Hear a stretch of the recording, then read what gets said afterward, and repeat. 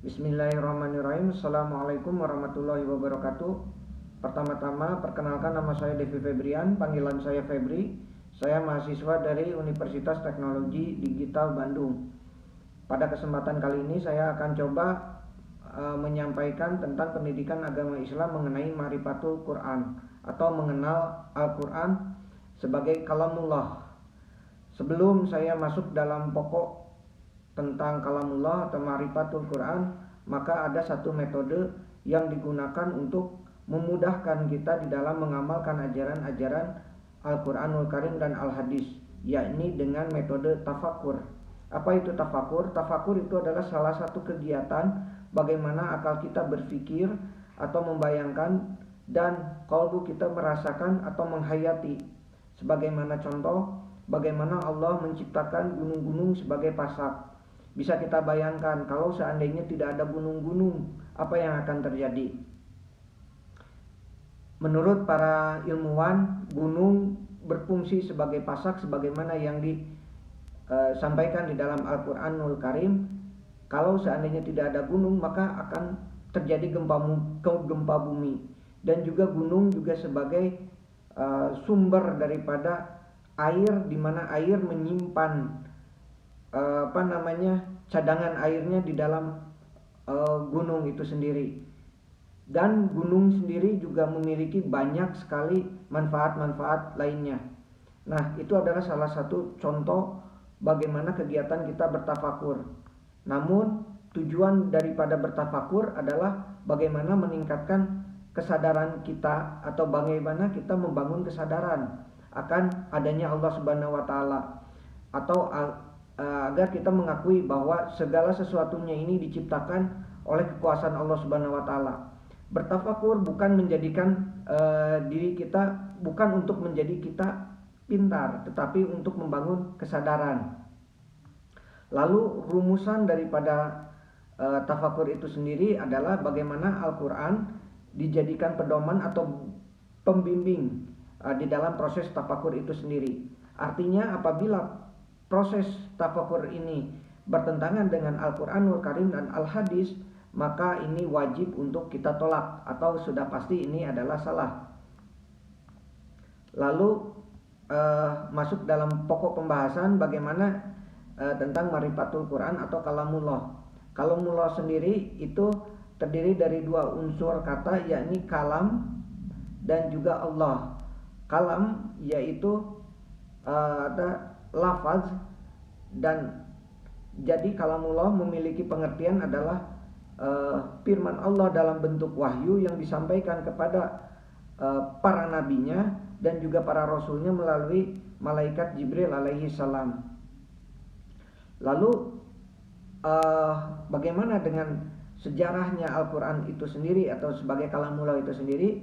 Sejarah turunnya Al-Quran atau nuzulul Quran ini terdiri dari 3 tahapan. Yang pertama, Al-Quran diturunkan secara sekaligus dari Lauh Al-Mahfuz, yaitu suatu tempat yang merupakan catatan tentang segala ketentuan dan kepastian Allah, disebutkan dalam surat Al-Buruj ayat 21 dan 22, yang artinya Bismillahirrahmanirrahim.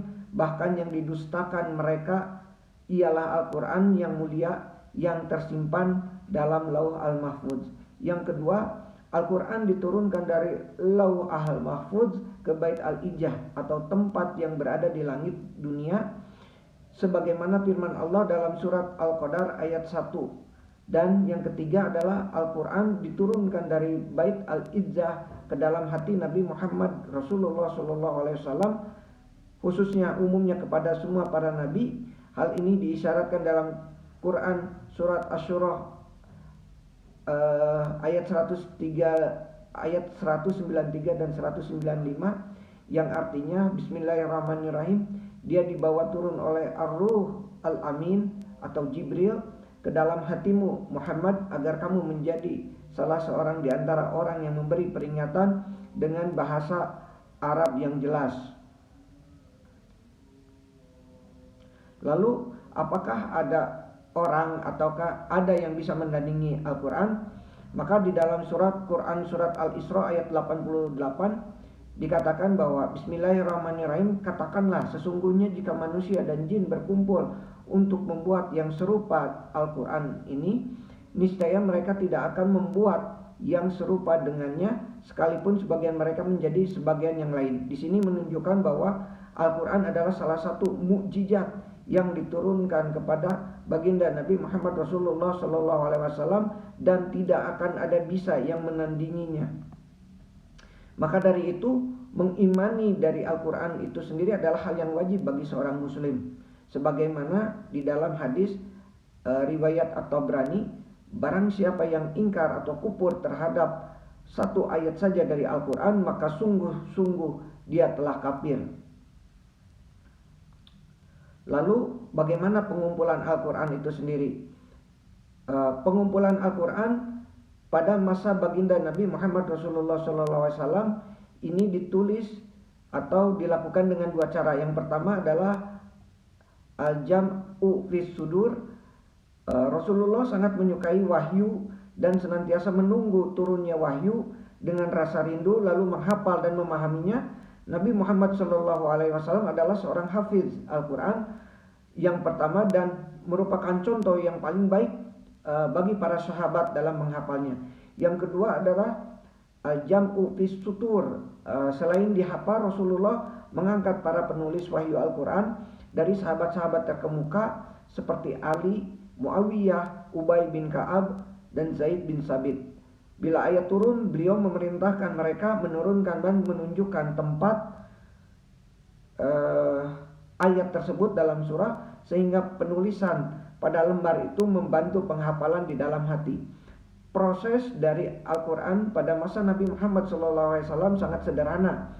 Mereka menggunakan alat tulis dari lontaran kayu, pelepah kurma, tulang belulang, dan berbagai tempat lainnya. Lalu diteruskan pada masa Khulafaur Rasyidin, yakni pada Khalifah Abu Bakar As-Siddiq, di mana pemerintahan Abu Bakar terjadi jam'ul Quran, yaitu pengumpulan naskah-naskah Al-Quran atau manuskrip Al-Quran yang susunan surahnya menurut riwayat masih berdasarkan pada turunnya wahyu. Usaha pengumpulan tulisan Al-Quran dilakukan Abu Bakar terjadi setelah perang Yamamah pada tahun 12 Hijriah. Peperangan tersebut mengakibatkan 70 orang sahabat penghafal Al-Quran syahid. Khawatir akan hilangnya Al-Quran karena para penghafal Al-Quran banyak yang gugur dalam medan perang. Lalu Umar bin Khattab menemui Khalifah Abu Bakar As-Siddiq untuk mengumpulkan Al-Quran sebagai sumber, baik yang tersimpan di dalam hafalan maupun tulisan. Pada masa Khalifah Utsman bin Affan, pemerintahan Utsman bin Affan, terjadi perluasan wilayah Islam di luar Jazirah Arab, sehingga menyebabkan umat Islam bukan hanya terdiri dari bangsa Arab, tetapi juga dari berbagai bangsa lainnya. Nah, salah satu dampaknya adalah ketika mereka membaca Al-Quran, karena bahasa asli mereka bukan bahasa Arab, fenomena ini ditanggapi secara cerdas oleh salah seorang sahabat yang juga panglima perang pasukan muslim bernama Huzaifah bin Al-Yaman. Inisiatif Utsman bin Affan untuk menyatukan penulisan Al-Quran sangat beralasan. Menurut beberapa riwayat, perbedaan cara membaca Al-Quran pada saat itu sudah berada pada titik yang menyebabkan umat Islam saling menyalahkan, dan pada ujungnya terjadi perselisihan di antara mereka. Lalu pada masa setelah Khulafaur Rasyidin, pada masa ini Al-Quran mulai dalam tahapan penyempurnaan dan penulisan. Mushaf yang diturunkan pada masa Utsman bin Affan tidak memiliki lagi harakat dan tanda titik, sehingga dapat dibaca dengan salah satu qiraat yang 7. Setelah banyak orang non-Arab memeluk Islam, mereka merasa kesulitan membaca mushaf yang tidak berharakat dan bertitik tersebut. Lalu pada masa Khalifah Abdul Al-Malik, ketika ketidakmemadainya mushaf ini telah dimaklumi para sarjana muslim terkemuka saat itu. Pada masa itu pula penyempurnaan mulai segera dilakukan. Upaya penyempurnaan ini tidak berlangsung sekaligus, tetapi bertahap dan dilakukan setiap generasi sampai abad ketiga Hijriah. Baik, demikian atas pemaparan yang saya sampaikan tentang Al-Quran. Memohon maaf apabila ada kesalahan di dalam penyampaiannya. Wabillahi taufiq wal hidayah. Wassalamualaikum warahmatullahi wabarakatuh.